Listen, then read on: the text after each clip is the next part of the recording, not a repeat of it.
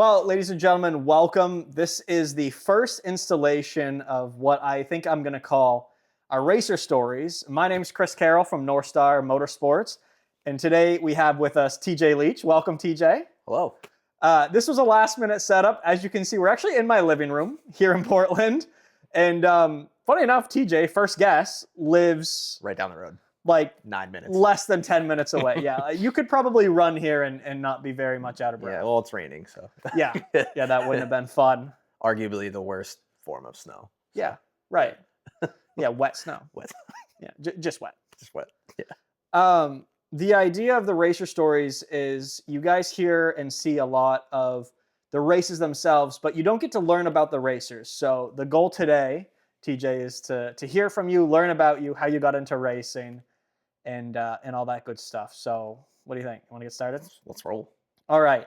So again, just an introduction. TJ Leach, the number 214.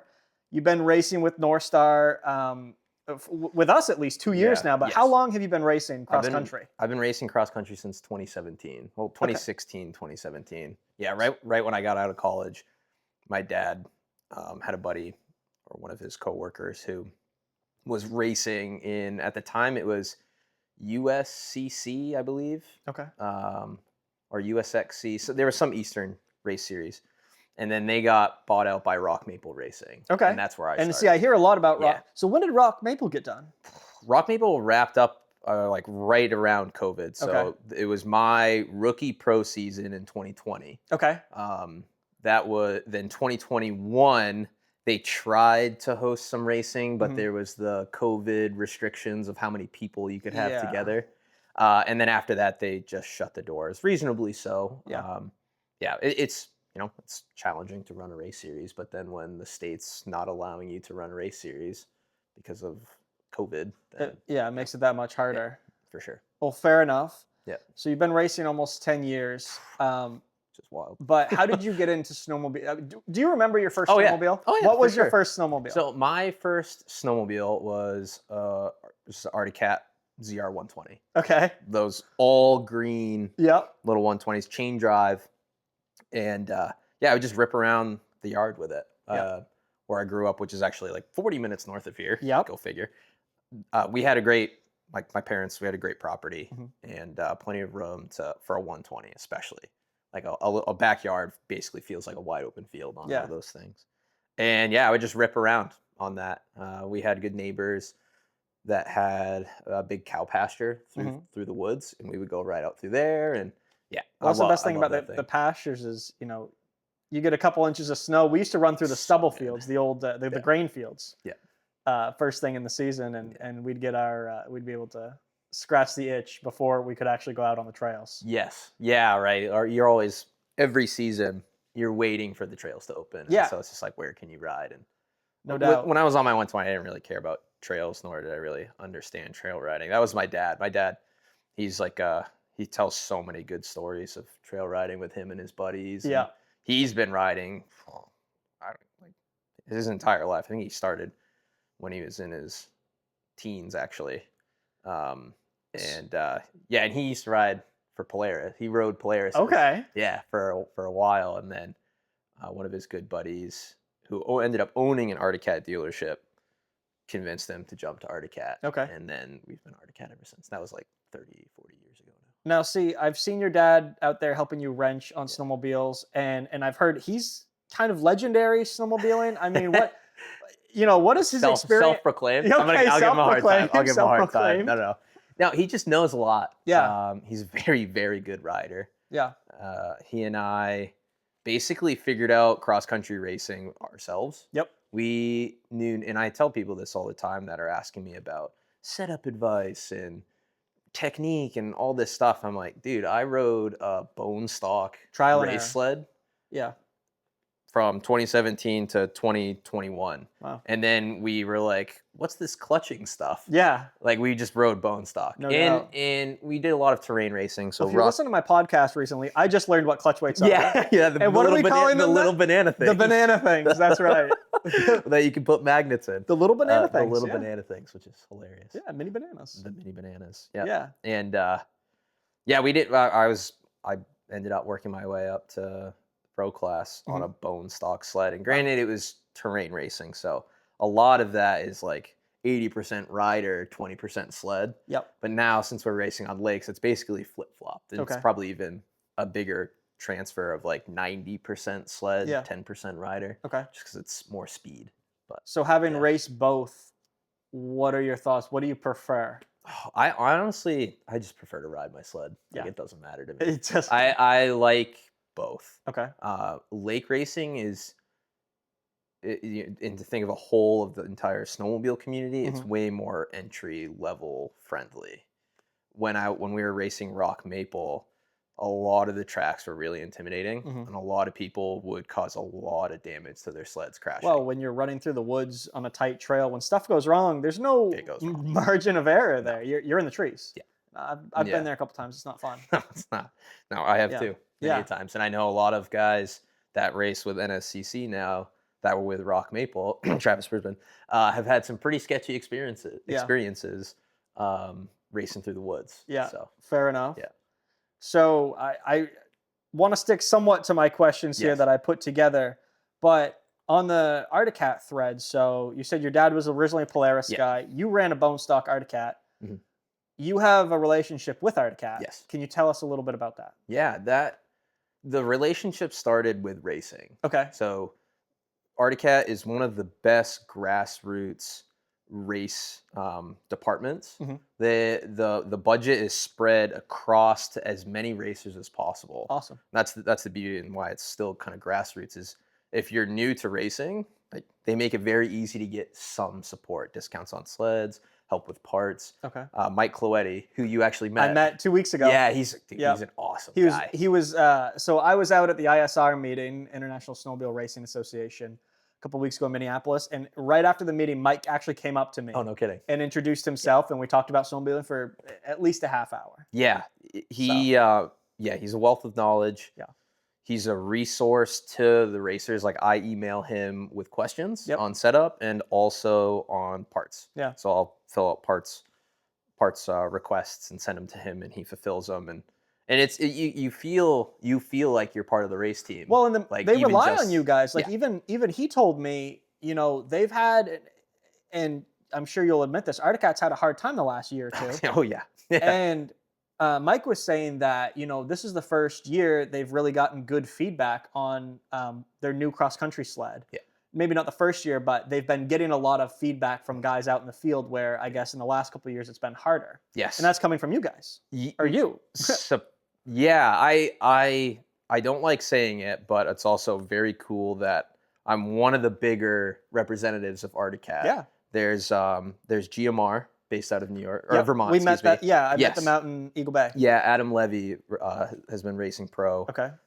He jumped in the cross country. And they run Adirondack. both coasts too, though, don't Yeah, they do. They're more snowcross. they? Okay. So do they snowcross. get racers from overseas. Okay. come Do they in. run ISOC? And they run ISOC. Oh, no They run doubt. the Okay. Snowcross series, and they've had different drivers over the years, but you usually see a GMR sled out there somewhere. And ISOC is the big snowcross series. They kept saying that at the ISR meeting. I had no idea what it was, even though I was sitting next to the Amsoil ISOC guys. Yes, I am wearing socks. Thank you for having me. Yeah. Like, okay. Finally, I put together the Yeah. acronym. Yeah, that's in snowcross has kind of, especially in the early 2000s, that was snowcross and motocross. Mhm. That was the pinnacle Yeah. of racing. You had some of the best racers to ever exist at that time, and that really helped elevate the sport and to what it is today. Yep. So huge. I really like snowcross, and it's cool to see some West Coast guys, or excuse me, East Coast guys going west to race like GMR.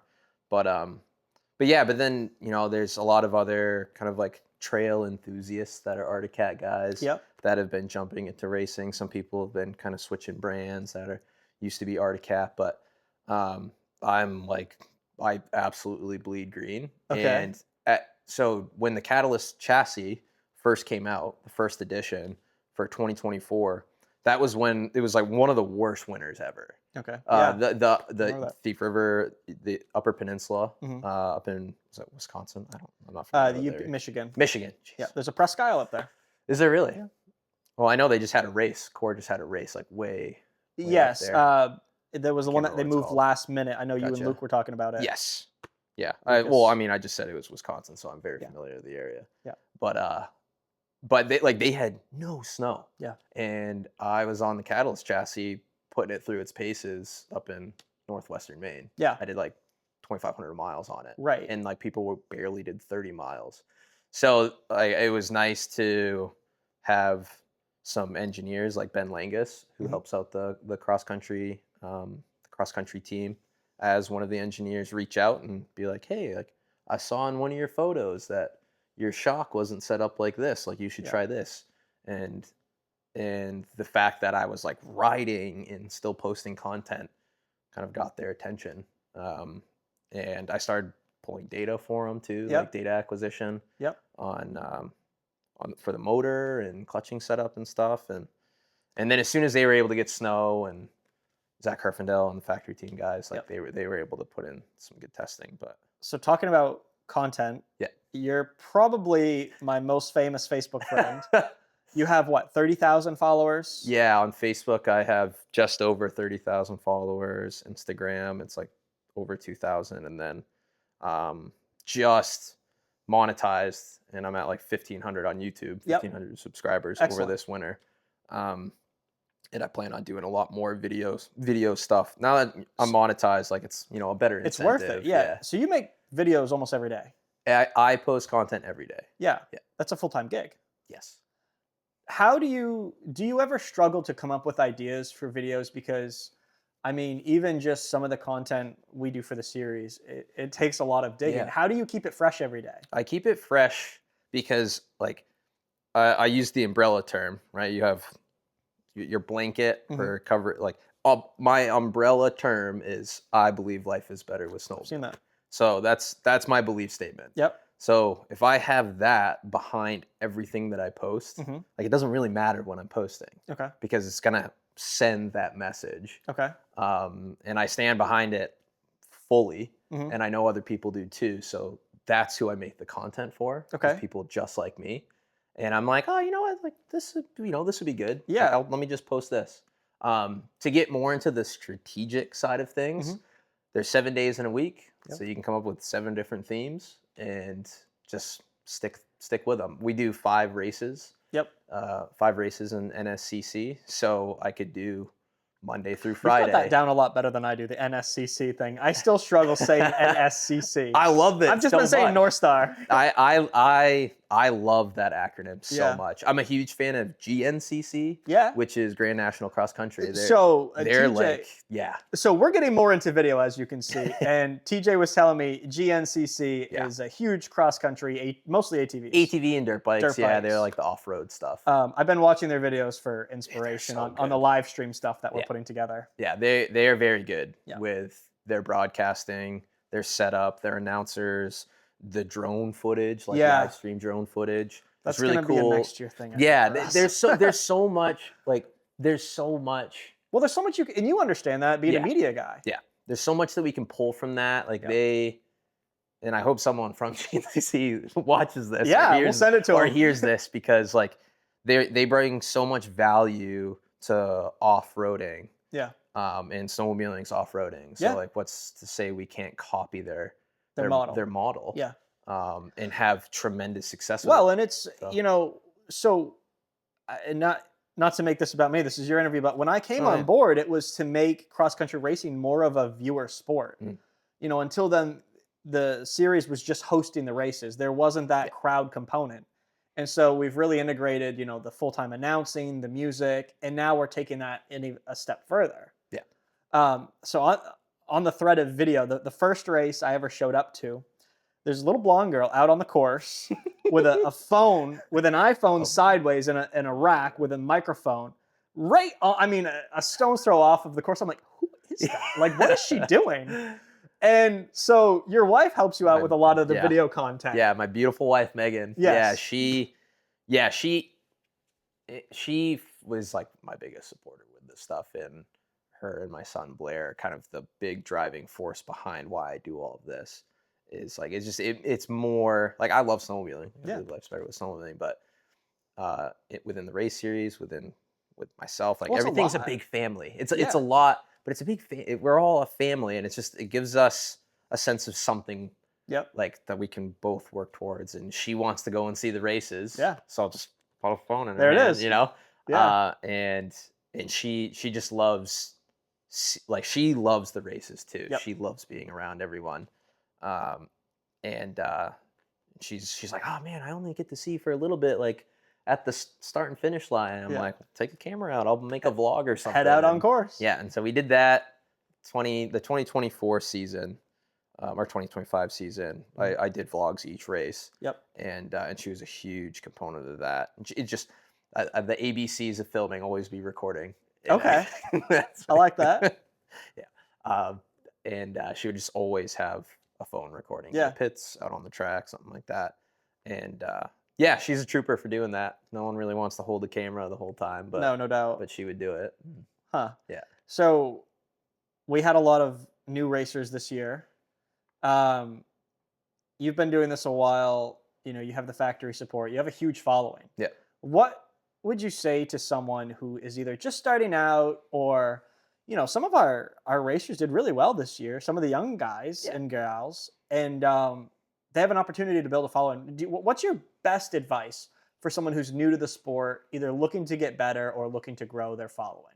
Two questions there. Looking to get better and looking to grow their following. Looking to get better is, well, social media and the internet is an amazing free source of information. And when I was their age, when I was YouTube University, 14, I would like seek out footage. Yep. Of racing. And I would just watch it, and I would just see how Tucker Hibbert was one of my favorite, going back to snowcross. Okay. And I would just watch how he would ride, and then when I would go ride, I would watch, like I would try to do it, but I never knew, like, am I doing it right? So I'd have my dad hold the phone, or like I'd have a GoPro or something, or I'd go and film, like have a tripod, something set up, and just go through a section and try and just look like how they would ride. And so when it comes to getting better, on your own, camera, tripod if you can, or mount it somewhere, find someone's riding style you really like. So then go out and what's your ride. hot take on the ISR no cameras on helmets rule? I think it's complete BS. Okay. Yeah. Sadly, there was a and we don't kid, follow that rule. Yeah. And sadly, so AMA is part of, or I don't know the level, like who's above who, but the AMA, American Motocross Association does not allow GoPros because I think it was like 2018. Yep. There was a kid who had one on his helmet, crashed, broke his neck. Got it. Died. Sadly. Okay. Rest in peace. I can't remember his name. I wish I knew his name so I could honor him with this. And like, it's a tragedy. And so their number one, right out of the gate, they're like, oh, it was probably like the camera. The camera like changed the way the helmet could have taken the impact. But now they're saying even neck guards are like, now they're off. Like, we're saying, oh, it actually does more damage than. It's all just like, how can we reduce risk? Yeah. Anywhere. Okay. And so just ban them. Yeah. And this was at a time where like social media wasn't huge. And so there really wasn't a benefit to having cameras on your helmet. Like, some people enjoyed sharing it online at the time, but it wasn't, I don't know, it wasn't widely accepted or popularized, or there wasn't demand for it. But like when I post a GoPro video on social media, it blows up. It's some of my top performing stuff, and I'm trying to get away from it, just not being the GoPro guy. But I love to share the perspective of racing, and that was another thing too. Well, people can't get that perspective otherwise. Exactly. And if you have a good message, and then you share that type of content, that's another way someone could grow their following. Is share your perspective of the sport that you love.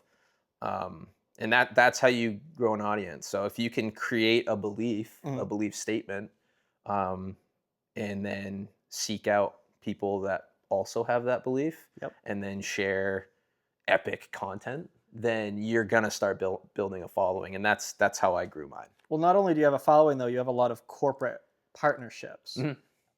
How did you go about forming those partnerships? And I'll give a shout out to the Action Sports Club. Okay. They Aaron Frazier owns that. Yeah, I've seen the link on your content and stuff like that. Yeah, it is an educational program. Okay. So like you get a degree at the end of it. Okay. They are recognized by Canada like Okay. as a legit like educational program. Okay, cool. Yeah. Like I have it's like an master actual, class for yes, you know, it, motorsports. exactly. Okay. And like if you expect to go and just figure out social media on your own, it's going to be really hard. It's going to take a long time. So they took years of knowledge, condensed it into an educational program that I did in 8 weeks or 6 weeks, and you learn everything from how to do your taxes to I don't do my own taxes. yeah. Well, and that's the thing. Like if you hire an accountant, you hire a bookkeeper, you hire a lawyer. Well, you got to keep the records and everything. Yeah. Yeah, you don't do that yourself. You rely on people that specialize in it to build a team. And so the Action Sports Club is that with content. Yeah. Okay. And so they take out the guesswork. Okay. And I went through that program, and I just literally did what they said to do. Like there are people in the program at the same time as me that weren't doing what they're saying, and they weren't succeeding. And so I just listened.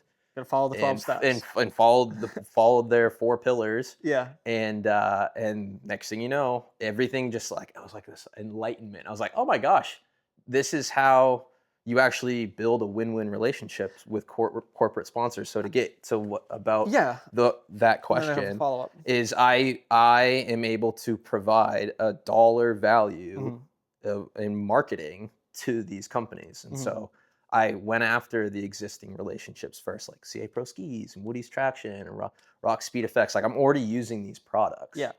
And I have experience with them. So I would put together proposals for different types of content.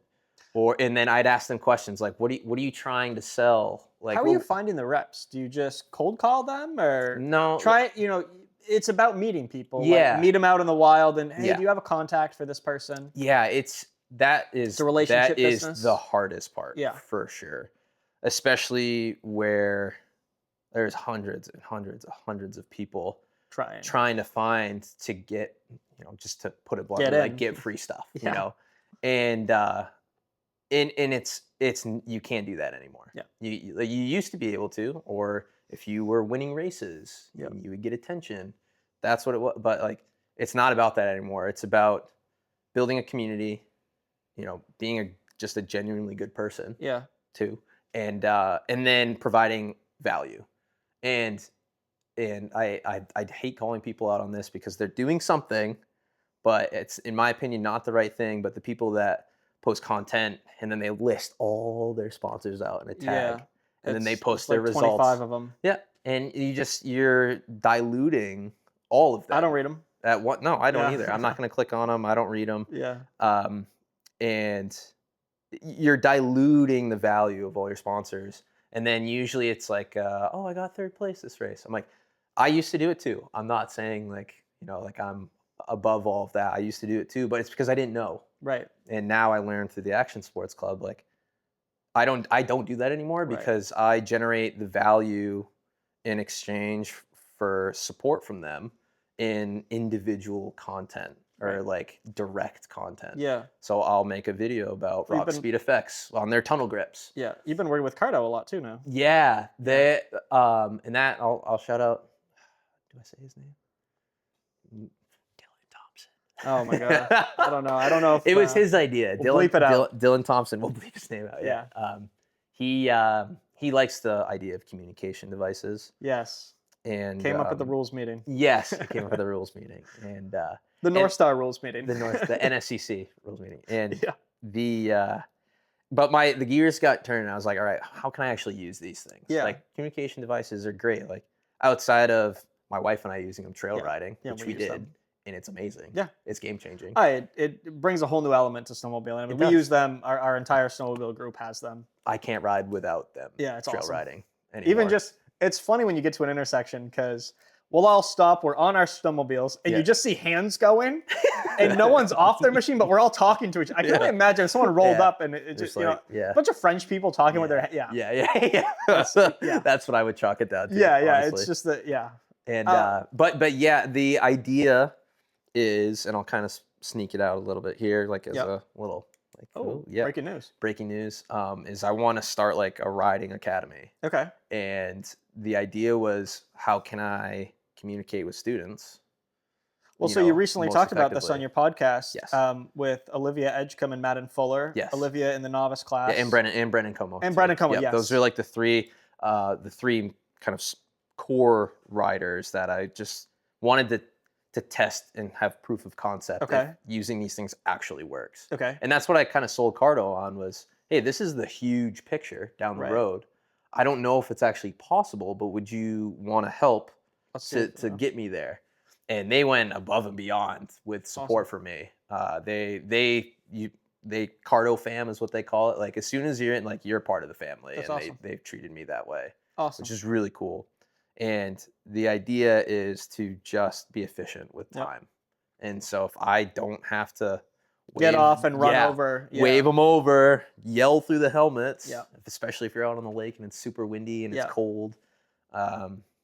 And Or even just following behind a racer and giving Dude, live feedback. that's exactly what I would do. I Yeah. did that with my wife trail riding, and she goes, she has maybe 10 hours Okay. of riding experience. Oh, in Yeah. her entire life. Tess got her first snowmobile experience now, Yeah. and now we have to find her a snowmobile. So if anybody knows, But yeah, I'll ride behind her, and I'll just be like, like elbows up, Yep. lean more, do this, do that, like give her Yep. some instruction, and we'll get done. And she's like, that's the best riding I've ever done. Like that was Nice. so fun. And it made the experience way better than me just thinking I'm doing it right. right. And then we get to an intersection, I have Wondering 20 where to go. yeah. And yeah, And then also like I have The 20 safety aspect. things I need to think about. Yeah. And having me in her ear, giving her just something to focus on Yep.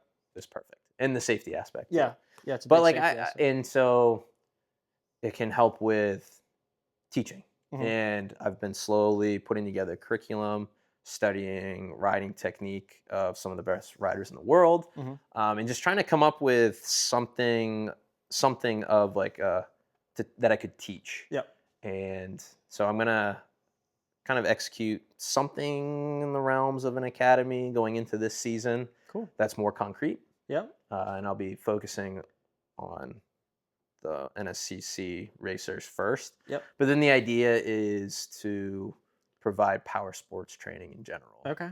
But that's further down the road. So, to talk about just briefly your season, I know this is more about you, but how do you think your season went? You finished 8th and was it pro Yeah. improved? Yeah, pro. That's yeah. And but you got 3rd in pro stock. Yeah. So, what was your year like, and what's going on with Articat? My year was this was a really challenging year. I felt like I went into the season 3 months behind. I Mhm. just had a lot of things come up right at the beginning of the season that required a lot of my attention. Mhm. That went like that got in the way of what was going to create a successful race season. Okay. So like having to update a trailer and some family things going on, and so I felt very behind. I felt like I was just kind of chasing my tail, Mhm. and I was doing a lot of stuff myself. Okay. So working on sleds myself. It was a learning curve then. Big learning It curve. was a huge learning curve in the sense of like time management.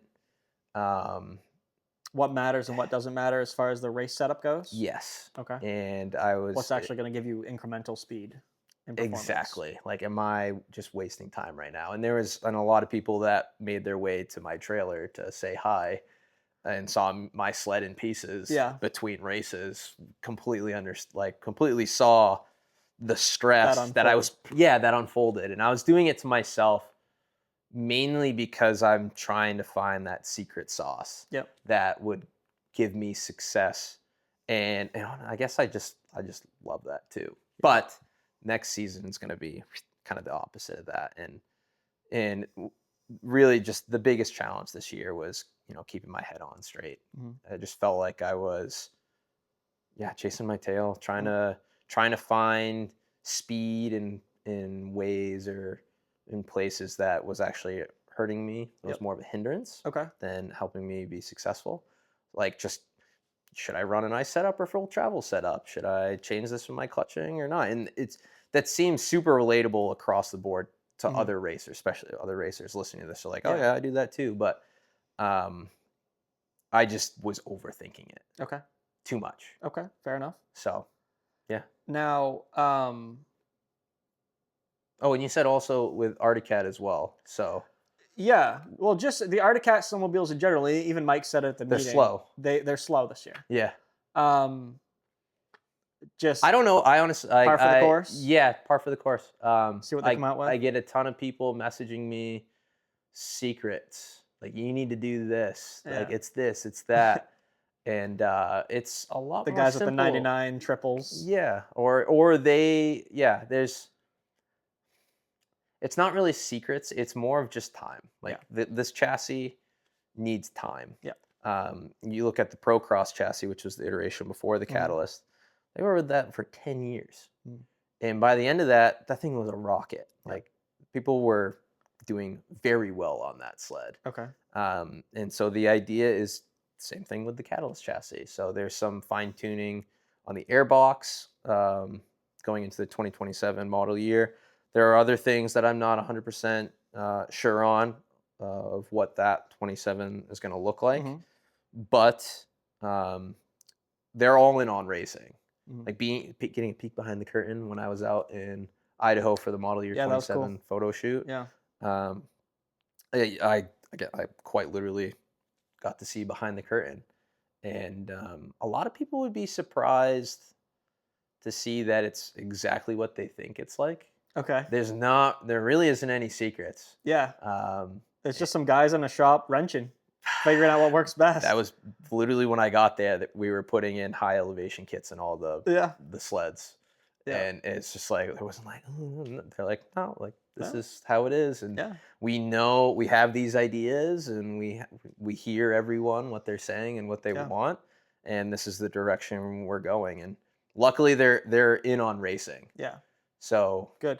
Yeah, I know it's going to pay off, like my love for the brand, my love for racing and sticking it out with Articat, and hearing now that Brad Darling is all in on racing. I mean, they're going to try and succeed. Like losing's not an option, which is really cool. Ford v Ferrari.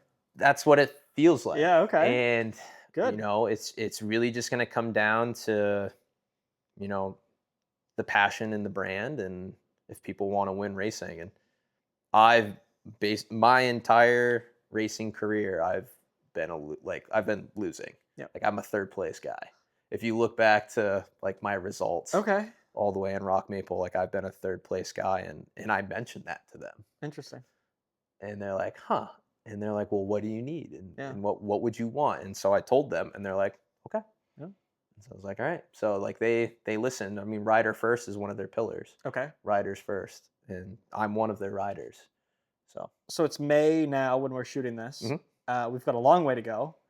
Any plans over the summer as far as snowmobiles? Yeah. Like what you said though earlier, it's a full-time gig. Yeah. I plan on just trying to generate as much content on YouTube.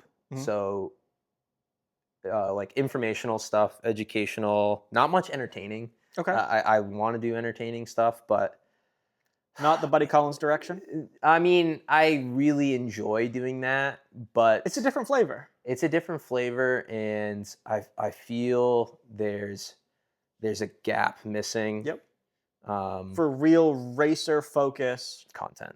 Yeah. So that's educational. That's educational. So I'm creating slowly because it takes a long time. Yeah.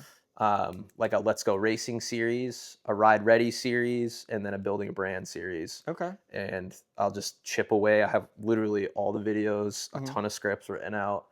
I have thousands of hours of footage. Yeah. Like I have 3 terabyte hard drives maxed out of content over the last 3 years. Which have gone through the roof in price. Yeah. Oh my gosh. Yeah. Yeah. Yeah. So what are your goals for next winter? My goals for next winter are to focus on the next generation of snowmobilers. So to go back to the academy thing. And your son, he's going to be hitting the 120s? I don't know. Okay. I don't know. We'll see. I got to ask him. Yep. Fair enough. We've been mountain biking a lot. Okay. these last couple weeks. Awesome. And that kid's he's following. Yeah. 2 wheels. Yeah, he's falling right behind me in the addiction Excellent. of speed, Okay. and yeah, he's a good sport with it too. I got him riding on a Strider bike. He's riding on like the shotgun thingy. Yep. And the whole time he's like, faster, faster, go, faster, faster. I'm like, all right. And then I'll hear him kind of like, like get scared. Get a little like, too fast. Yeah, too fast. But no, it's a good age to introduce him to the feeling of speed, and that's the next generation. he's the next generation. So I want the snowmobile industry to still be around when he gets older, because of how much it's meant to me.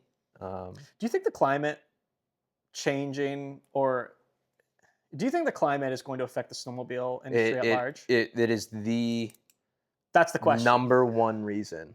Yeah. I talk to manufacturers or brands, and I'm like, hey, what's the goal for next season? Yeah. And the number one thing they always say is, we need snow. Yeah. So, how do you work around that, right? I mean, you really can't. Like, you need snow. It's not like a ski mountain. It's not like a ski mountain. So, you have to get super creative and set good expectations as a snowmobiler of like, all right, how are you going to actually make this happen? It makes it really hard for new people to come into the sport because it's so niche and it's expensive. So you have, and I'm going to kind of frame this out, like you have a specialized group of riders on very specialized equipment in very specific conditions, riding or racing. Yep. And it's high speed. It can be very entertaining to watch if you get eyes on it or if you're there. Like, what else does that kind of sound like? To me, it sounds like Formula One. Yeah. Like, I talk about this a lot. It's on the website. Luke Beatty's like, oh my gosh, we're going to talk about Formula One again, aren't we? Cross-country racing is the Formula One of snow. So, how I hate having to, like say down the road, cross-country snowmobile racing, ice Le Mans, whatever, it gets put on this pedestal. Like, very specialized riders. It's really challenging to be a rider or racer in that sport because of conditions, because of help from manufacturers and sponsors. But then you get eyes on it, it becomes entertaining. And we're trying to do that. Yeah. And in my living room. And this is where it starts, right? And so what's cool though is you can't take a Formula One car out onto the streets. Right. But you can a snowmobile. Right. So there's this way more relatable side to the racing to the average consumer. And it's achievable. Yes. So bridging that gap is the value point. And that's where I see the manufacturers. And that's where I see myself. Okay. I'm putting myself there. So I'm going to create a video on, the 3 biggest things you would need to race for the first time, or the 8 biggest pain points. 144 square inches of orange. 144 square inches of orange. You heard anything about the I've ISM? actually already recorded a video Good. of the 8 most challenging parts of racing. In the gear, I specifically said you need 144 inches. And it's like not high-vis pink, like blaze orange, and you need a lot of it on your back. I'm like, so get a roll of duct tape, or they lost me with the no high-vis pink, but and then we can also argue too about the headlights and GoPros, and now if we were to add comms, but that's the stuff. Like if you're a new racer, you don't know, and you show up to race day, and there's all these small details that are overlooked or just buried in. It's common knowledge for racers. I'm not a racer. I've learned so much over the last 2 years, and I'm still learning at every race. Yeah. So there's definitely a big need for it. And it's crazy for me to think too. 10 years of racing, and I'm 32. Like I can't believe time's flying by like it is. Yeah. And I never feel like a credible source of information, but then I hear from other people like, oh yeah, no kidding, or this or that, or like, I mean, don't discount yourself and this and stuff. And so I'm like, all right, well, I'm just gonna go out on a limb and start sharing what I know. Yep. And if I get criticism or hate, it doesn't really matter, because those aren't the people that I'm looking to target. I'm looking to target audience of, if one video gets 25 views, but those 25 viewers were actively seeking information to go and try racing, then that's exactly what that's for. Yeah. And so that's what I like. I I know enough to be dangerous. I have the knowledge to share um, entertaining or educational content, and so I'm gonna just put it all together. And I know people are doing it in other industries, so why can't we do it in snowmobiling? Um, is there anything else I haven't asked that you wanted to share today or tell anybody about yourself, about snowmobiling, anything? About snowmobiling, yeah, dude, I could talk snowmobiles all I day. could too. Yeah, Yeah, we started saying that the goal was to do 10 to 15-minute videos, and I'm sure yeah, we're pushing totally 40. yeah, we're totally past that. Yeah, I mean, I the one question you asked of how, because again, I want to focus on the next generation yeah, of riders, and their biggest challenge is climate. yeah, Is it going to snow? Um, and to kind of counter that, of how to create value hmm or how to grow an audience, you know, you need a belief. Like you need to go after something that makes the most sense to you. And Well, to put a spin on it, on that creating value, Buddy Collins and I last year gave a keynote, a speech at one of the main tourism conferences on using motorsports as a tourism driver, because we're seeing that organic season somewhat shorten. And this was a pretty good winter, comparatively, but driving that traffic to Maine has about 90,000 snowmobile registrations every year. And so, how can we get people into Maine with a shortened season?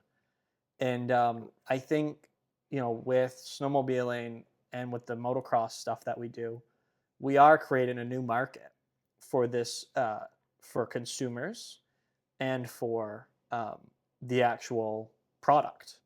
And one thing I found really interesting with you and Lucas's podcast the other day was talking about the downstream the Why We Ride effects. podcast. The Why We Ride, yeah, shout out. the um, the downstream effect of race snowmobiles, because those snowmobiles get passed down to racers and then they eventually make it into the consumer market. Yep. I have a buddy, Aaron.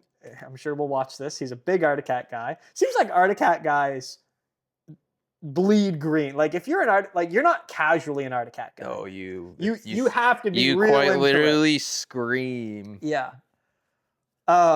So Aaron has a 2014 race snowmobile that he trail rides. Yeah. And he actually sold it and then bought it back because he liked that sled. And he has a brand new cross country sled. Yep. But he likes it that much. Mm-hmm. So yeah, I mean, there's definitely a market there. Yes. It's just changing. It's changing, and you just need social media is one of the best places to see those changes. Okay. And from the manufacturers or from the manufacturers, from content creators, from racers. Okay. Just go on social media, just type in snowmobiling, type in Articat, type in Polaris, hashtag whatever, and see what's being created, and just observe and see what's doing well. Okay. And start digging a little bit, and can you replicate that? What do you want to see as an individual? And to piggyback from what I was saying to what you're saying is, if we're creating this new market, like now's the time to jump on board with that. Yeah. And so what can you do to provide value as an up and coming racer or a rider, whether you're the next generation or you've been in it for years and years and years? Yep. Like, what value can you provide to everyone around you? Clearly that's all I talk about, but from commenting on something to sharing something to making your own video, like everything you do has an impact. Mm-hmm. And that's how I weed out things that, do they provide value or do they not provide value? Right. And I don't even focus on the things that don't. Okay. And the people, the brands that provide me value, I lift them up. Mm-hmm. And racing's the best place to do that because it's so entertaining. Mm-hmm. It's so entertaining. It's just a different level. It has this snowcross, snowcross level to it. It's fun to watch. It's fun to watch, and they are of a different breed. Those people. Well, and it's fun to learn about the snowmobilers. Yes, which is why we're here. Yeah, exactly. And so all I can say is find something that you want to see in snowmobiling, and what can you do to make it happen? Like I want to see live streaming. Yeah. I want to see snowmobiling.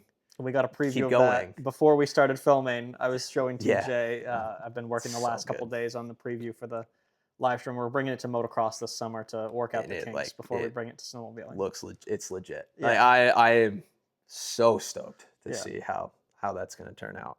But like we're being told that, oh, that's not possible, live streaming cross country. I'm like, what do you mean it's not possible? It's like that's the reason why it's not possible, because Yeah. you're saying it's not possible.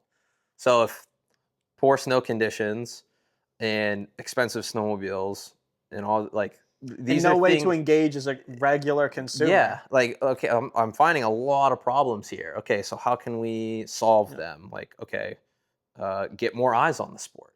Right. If there's more eyes on the sport, people are buying more things, right? If you've got 100 people buying things opposed to 100,000 people buying things, like, prices are going to change. Yep. Something that you love will stick around. Like, Yep. snowmobiles, brands. That's the reason why Ardcat's still here. Yeah. Is because there's a lot of passionate people that are a part of that brand, and they wanted to see it keep going. When when Textron had kind of put up their putting Articat for sale. Yeah, they've been through the ringer. It's Articats had a lot of stepmoms and dads. It was scary. Like, there was a lot of uncertainty, but there was like this kind of feeling where I was like, it's too big of a brand to die. Yeah.